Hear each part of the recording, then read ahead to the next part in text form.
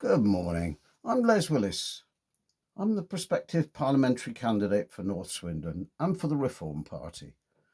I've been watching all these shenanigans that have been going on and all the things that they're trying to bring shame onto our party and accuse us of this and that.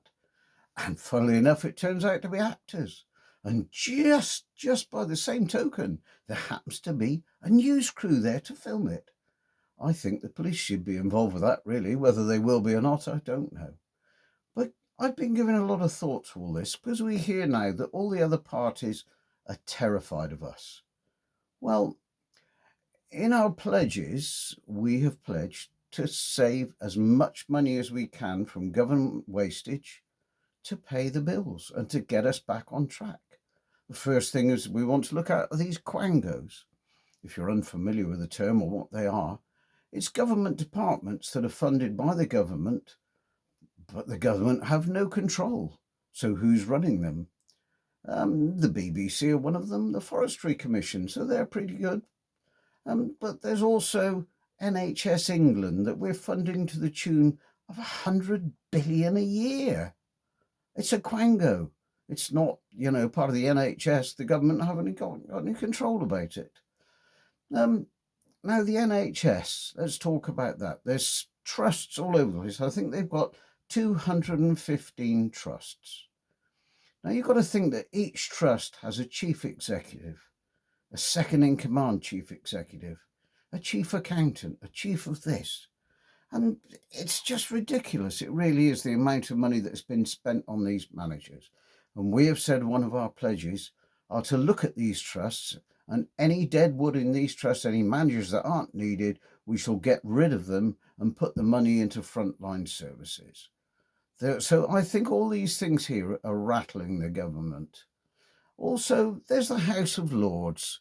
Really and truthfully, is the House of Lords, it's friends of the governments and been rewarded by giving, and it shouldn't be. It should be an elected body. People should have a say.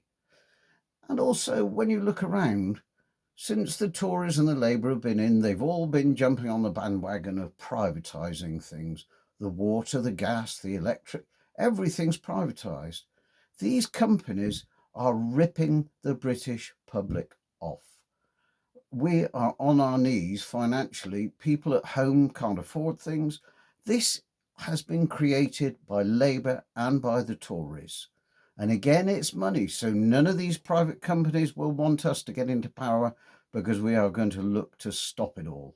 Initially, we want to take half of the water companies back under government control and put the other half so the pension funds can make some money out of it.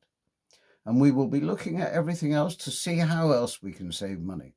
So the only conclusion I can draw with all this, that all these powerfully expensive friends of the governments, doesn't matter who they are, whether Tory or Labour, they're all now panicking that they might lose their jobs.